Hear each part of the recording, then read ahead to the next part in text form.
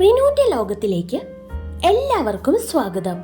ഇന്ന് നമ്മൾ അടിപൊളിയൊരു പിടിയും കോഴിക്കറിയുമാണ് ഉണ്ടാക്കുന്നത്. അപ്പം നമുക്ക് ആദ്യമേ തന്നെ കോഴിക്കറി ഉണ്ടാക്കാം. അതിനായിട്ട് 4 സവോളയും 2 തക്കാളിയും ഒരു 4-5 പച്ചമുളകും കറിവേപ്പിലയും എടുത്തു വെച്ചിട്ടുണ്ട്. ഇനി നമുക്ക് കുറച്ച് ഇഞ്ചിയും വെളുത്തുള്ളിയും കൂടി ചതച്ചതും വേണം. ഇവിടെ 1 കിലോ ചിക്കനാണ് ഞാൻ എടുത്തേക്കുന്നത്. ആദ്യമേ തന്നെ പാൻ ചൂടാകാനായി വെച്ച് അതിലേക്കൊരു 3 ടേബിൾ സ്പൂൺ വെളിച്ചെണ്ണ ഒഴിച്ചു കൊടുക്കുന്നുണ്ട്.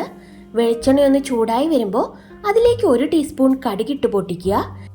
കടുക് പൊട്ടി വരുമ്പോൾ നമ്മൾ ചതച്ചു വെച്ചിരിക്കുന്ന ഇഞ്ചിയും വെളുത്തുള്ളിയും കൂടെ ഇതിലേക്ക് ഇട്ട് കൊടുക്കുക. ഇതിപ്പോൾ 1 ടീസ്പൂൺ ഇഞ്ചിയും 1 ടീസ്പൂൺ വെളുത്തുള്ളിയും ഉണ്ട്. ഇതിലേക്ക് കറിവേപ്പിലയും കൂടി ഞാൻ ചേർത്ത് കൊടുത്തു. നനഞ്ഞ കറിവേപ്പില ആയതുകൊണ്ട് ചിലപ്പോൾ ഒന്ന് പൊട്ടിത്തെറിക്കും. അപ്പം നമുക്കിത് നല്ലതുപോലെ ഒന്ന് വഴറ്റിയെടുക്കാം. ഇതിൻ്റെ പച്ചമണം ഒന്ന് മാറുമ്പോൾ നമുക്കിതിലേക്ക് പച്ചമുളകിട്ട് ഒന്ന് വഴറ്റിയെടുക്കാം. അതിനുശേഷം നമ്മൾ അരിഞ്ഞു വെച്ചിരിക്കുന്ന സവോള ചേർത്ത് 1 ടീസ്പൂൺ ഉപ്പും കൂടി ഇട്ടിട്ട് നന്നായിട്ടൊന്ന് വഴറ്റിയെടുക്കുകയാണ്. ഉപ്പിടുമ്പോൾ നമുക്ക് ഈ സവോള പെട്ടെന്ന് തന്നെ വഴന്ന് കിട്ടും. പിന്നെ ഇത് ചെറുതായിട്ട് വഴന്നാൽ പോരാ, നല്ലതുപോലെ വഴന്നു വരണം. അതാണ് ഈ കറിയുടെ ടേസ്റ്റ്. ഇപ്പോൾ സവോള നല്ലതായിട്ട് വഴന്നു വന്നിട്ടുണ്ട്. അതിലേക്ക് ഞാൻ തക്കാളി ഇട്ട് കൊടുത്തു. തക്കാളിയുടെ തൊലി ചെത്തി കളഞ്ഞിട്ടാണ് ഇട്ടേക്കുന്നത്. അതുകൊണ്ട് തന്നെ ഇത് പെട്ടെന്ന് വഴന്നു കിട്ടുകയും ചെയ്യും, തൊലി ഇതിൽ കിടക്കുകയും ചെയ്യില്ല.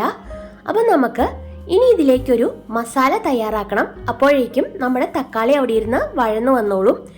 മസാലയ്ക്കായിട്ട് ഞാനിവിടെ 1 ടേബിൾ സ്പൂൺ നല്ല മുളക് പൊടിയും 1 ടേബിൾ സ്പൂൺ കാശ്മീരി മുളക് പൊടിയും 3 ടേബിൾ സ്പൂൺ ചിക്കൻ മസാലയും 2 ടേബിൾ സ്പൂൺ മല്ലിപ്പൊടിയും 1/2 ടീസ്പൂൺ മഞ്ഞൾ പൊടിയും 1 ടീസ്പൂൺ കുരുമുളക് പൊടി എടുത്തിട്ടുണ്ട്. ഇത് കുറച്ച് വെള്ളം ഒഴിച്ചിട്ട് നന്നായിട്ടൊന്ന് പേസ്റ്റാക്കി എടുക്കണം. ഇതിപ്പോൾ പിടിയുടെ കൂടെ കഴിക്കാനായതുകൊണ്ട് തന്നെ ഇച്ചിരി സ്പൈസിയാ. പിന്നെ നിങ്ങളിങ്ങനെ ഇതേപോലെ മസാല വെള്ളവുമായിട്ട് മിക്സ് ചെയ്തൊന്നും ട്രൈ ചെയ്തിട്ടില്ലെങ്കിൽ ഒന്ന് ട്രൈ ചെയ്ത് നോക്കൂ കേട്ടോ. നിങ്ങൾക്കും തീർച്ചയായിട്ടും ഇതിഷ്ടപ്പെടും. ഇനി നമുക്ക് മിക്സ് ചെയ്തിരിക്കുന്ന ഈ കൂട്ട് നമ്മുടെ കറിയിലേക്ക് ഒഴിച്ചു കൊടുക്കാം. എന്നിട്ട് പച്ചമണം മാറുന്നത് വരെ നല്ലപോലെ ഒന്ന് വഴറ്റിയെടുക്കാം. ഇതേപോലെ ചെയ്യുന്നത് കൊണ്ട് നമുക്ക് ആദ്യമേ പൊടി ഇങ്ങനെ കറിയിലേക്ക് ഇടുമ്പോൾ ഉള്ള ആ കുത്തൽ മണം ഒന്നും ഉണ്ടാവത്തില്ല. അപ്പം നമുക്കിത് നല്ലതായിട്ട് വഴറ്റിയെടുത്ത ശേഷം ചിക്കൻ ഇതിലേക്ക് ഇട്ട് കൊടുക്കാം. 1 കിലോ ചിക്കനാണ് ഞാൻ എടുത്തേക്കുന്നത്. അതിനുള്ള മസാലയാണ് പറഞ്ഞേക്കുന്നത്. നിങ്ങൾ എടുക്കുന്ന ചിക്കൻ്റെ അളവ് നോക്കി മസാല കൂട്ടിയും കുറച്ചും കൊടുക്കാവുന്നതാ. അപ്പം നമ്മൾ മസാലയുമായിട്ട് ഇത് നല്ലതുപോലെ ഒന്ന് മിക്സ് ചെയ്തെടുത്ത് 1/2 ടീസ്പൂൺ ഉപ്പും കൂടി ഇട്ട് കൊടുത്തിട്ടുണ്ട്. ഇനി ഇത് നമുക്ക് മൂടി വെച്ച് വേവിക്കാം. ഇപ്പോൾ ഒരു 5 മിനിറ്റ് ആയിട്ടുണ്ട്. നമ്മളിത് മൂടി തുറന്ന് ഒന്നും കൂടി ഇളക്കി കൊടുക്കാം. നല്ലതുപോലെ ഒന്ന് മിക്സ് ചെയ്തെടുത്ത ശേഷം ഒരു 10 മിനിറ്റും കൂടി നമുക്ക് ഇതൊന്ന് മൂടി വെച്ച് വേവിച്ചെടുക്കാം. ഇപ്പം ചിക്കനിൽ നിന്ന് നല്ലതുപോലെ വെള്ളമൊക്കെ ഇറങ്ങി വന്നിട്ടുണ്ട്. ഇതൊരു മീഡിയം ഗ്രേവിയേ ഉള്ളൂ. നിങ്ങൾക്ക് കൂടുതൽ ചാറ് വേണമെങ്കിൽ 1/2 ഗ്ലാസ് വെള്ളവും കൂടി ഒഴിച്ച് വേവിക്കാവുന്നതാ. അപ്പോൾ നമ്മുടെ സ്പൈസി ചിക്കൻ കറി ഇവിടെ റെഡി ആയിട്ടുണ്ട്. പിടിയുടെ കൂടെ കഴിക്കാനായിട്ട് ഇതൊരു അസാധ്യ കോമ്പിനേഷനാണ്. അപ്പം നമുക്ക് പിടി ഉണ്ടാക്കുന്നത് എങ്ങനെയാണെന്ന് നോക്കാം. പിടി ഉണ്ടാക്കാനായിട്ട് ഞാനിവിടെ 2 ഗ്ലാസ് വറുത്ത അരിപ്പൊടിയാണ് എടുത്തേക്കുന്നത്. ഇനി ഇതിലേക്ക് നമുക്ക് കുഞ്ഞുള്ളിയും വെളുത്തുള്ളിയും ജീരകവും വേണം. ഞാനിവിടെ ഒരു 7-8 കുഞ്ഞുള്ളി എടുത്തിട്ടുണ്ട്, ചെറുതായതുകൊണ്ടാണ്. അല്ലെങ്കിൽ ഒരു 5 എണ്ണമൊക്കെ മതിയാവും. ഒരു വലിയ വെളുത്തുള്ളി, 1/4 ടീസ്പൂൺ ചെറുജീരകം എന്നിവ എടുത്തിട്ടുണ്ട്. ഇനി ഇതിലേക്കായിട്ട് നമുക്ക് വേണ്ടത് തേങ്ങയാണ്. ടോട്ടൽ നമുക്ക് 2 തേങ്ങ വേണം. അതിൽ 1/2 തേങ്ങ ഞാനിവിടെ സെപ്പറേറ്റ് മാറ്റി വെച്ചിട്ടുണ്ട്. 1/2 തേങ്ങ വേറെയും ചിരകി വെച്ചിട്ടുണ്ട്. ഈ 1/2 തേങ്ങ നമ്മൾ ഈ അരിപ്പൊടിയിലേക്കിട്ട് നന്നായിട്ട് മിക്സ് ചെയ്തെടുക്കാനാ. ഈ 1/2 തേങ്ങ നമ്മൾ ലാസ്റ്റിലേ ഉപയോഗിക്കത്തുള്ളൂ. അപ്പം നമുക്ക് അരിപ്പൊടിയിലേക്ക് തേങ്ങ ഇട്ട് കൊടുക്കാം. ഈ തേങ്ങയും അരിപ്പൊടിയും നമ്മൾ നല്ലതുപോലെ കൈവച്ച് തന്നെ യോജിപ്പിച്ചെടുക്കണം. 2 ഗ്ലാസ് അരിപ്പൊടിക്ക് 1/2 തേങ്ങയാണ് നമ്മളിപ്പോൾ ചേർത്തേക്കുന്നത്.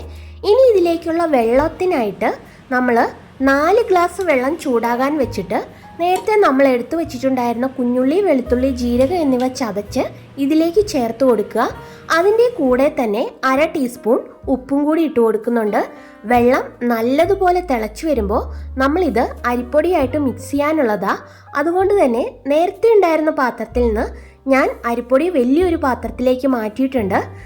ഇനി നമുക്കിത് കുറച്ചായി വെള്ളം ഒഴിച്ച് നന്നായിട്ടൊന്ന് കുഴച്ചെടുക്കണം. ഒത്തിരി അങ്ങ് ലൂസായി പോകാൻ പാടില്ല, എന്നാൽ ഒത്തിരി ടൈറ്റ് ആകാനും പാടില്ല. ഒത്തിരി ടൈറ്റായി പോയിട്ടുണ്ടെങ്കിൽ നമ്മുടെ ഉരുളകൾ പൊട്ടിപ്പോകും.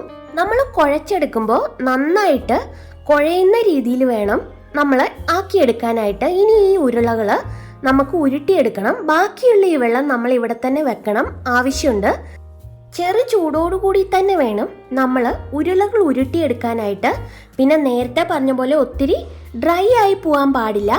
അപ്പം നമ്മൾ ഫുള്ളായിട്ട് ഉരുളകൾ ഉരുട്ടിയെടുത്തിട്ടുണ്ട്. ഒത്തിരി അങ്ങ് കുഞ്ഞും വലുതുമാകാതെ ഈ ഒരു ടൈപ്പിലുള്ള ഉരുളകളാണ് നമ്മൾ ആക്കിയെടുത്തേക്കുന്നത്. അപ്പം ഇനി ഇത് നമുക്ക് മാറ്റി വെക്കാം. ഇനി നമുക്ക് അടി കട്ടിയുള്ള വലിയൊരു പാത്രം എടുക്കാം. ഞാനിപ്പോൾ ഇവിടെ കുക്കറാണ് എടുത്തേക്കുന്നത്. അതിന് നല്ല കട്ടിയുണ്ടല്ലോ അടിയിൽ, അതുകൊണ്ട് ഞാൻ അതാണ് എടുത്തേക്കുന്നത്. അതിലേക്ക് 6 ഗ്ലാസ് വെള്ളവും നേരത്തെ നമുക്ക് ബാലൻസ് ഉണ്ടായിരുന്ന ആ വെള്ളവും കൂടി ഒഴിച്ച് ഒന്ന് തിളയ്ക്കാനായിട്ട് വെക്കാം. അതിലേക്ക് ഞാനിപ്പോൾ ഒരു 2 തണ്ട് കറിവേപ്പിലയും കൂടി ചേർക്കുന്നുണ്ട്. അതിൻ്റെ ആ ഫ്ലേവറൊക്കെ വരാനായിട്ട് അതിൻ്റെ അകത്തിട്ടൊന്ന് തിളപ്പിച്ചെടുക്കാനാ. അപ്പോൾ ഇനി നമുക്ക് ഇതിലേക്ക് ഒരു 1/2 ടീസ്പൂൺ ഉപ്പും കൂടി ഇട്ടിട്ട് നല്ലതുപോലെ ഒന്ന് തിളപ്പിച്ചെടുക്കാം. വെള്ളമൊക്കെ ഇപ്പോൾ നല്ലതായിട്ട് തിളച്ച് വന്നിട്ടുണ്ട്. നമ്മൾ ഉരുട്ടി വച്ചിരുന്ന ഉരുളകളൊക്കെ ഇതിലേക്ക് ഇട്ട് കൊടുക്കാം. ഇത് പൊട്ടിപ്പോവൊന്നുമില്ല. നേരത്തെ ഞാൻ പറഞ്ഞില്ലേ, ഒത്തിരി ഡ്രൈ ആയി പോയിട്ടുണ്ടെങ്കിൽ നമ്മൾ വെള്ളത്തിലേക്ക് ഇട്ട് കൊടുക്കുമ്പോൾ പൊട്ടിപ്പോകും. ഇനി നമുക്കിത് നല്ലതുപോലെ ഒന്ന് തിളപ്പിച്ചെടുക്കണം. ഒരു 10 മിനിറ്റ് ആയിട്ടുണ്ട് ഇപ്പം തിളയ്ക്കാൻ തുടങ്ങിയിട്ട്. അപ്പം നമ്മുടെ ഉരുളകളൊക്കെ നന്നായിട്ട് വെന്തു വന്നിട്ടുണ്ട്. ഇപ്പം നിങ്ങൾക്ക് കാണുമ്പോൾ മനസ്സിലാകും, ഒന്നും തന്നെ പൊട്ടിപ്പോയിട്ടില്ല. ഇതേപോലെ ഓരോന്നും വിട്ടാ കിടക്കുന്നേ. ഇനിയിപ്പം നമ്മൾ നേരത്തെ മാറ്റി വെച്ചിരിക്കുന്ന അരത്തേങ്ങ, കുറച്ച് അരിപ്പൊടിയും കൂടി, ഒരു 2 ടേബിൾ സ്പൂൺ അരിപ്പൊടിയും കൂടി കൂട്ടി നല്ലതുപോലെ ഇച്ചിരി വെള്ളം ഒഴിച്ച് കുഴച്ചെടുത്തേക്കുന്ന ഇത്, അത് നമുക്ക് ഇതിൻ്റെ അകത്തേക്ക് ഇട്ട് കൊടുക്കാം.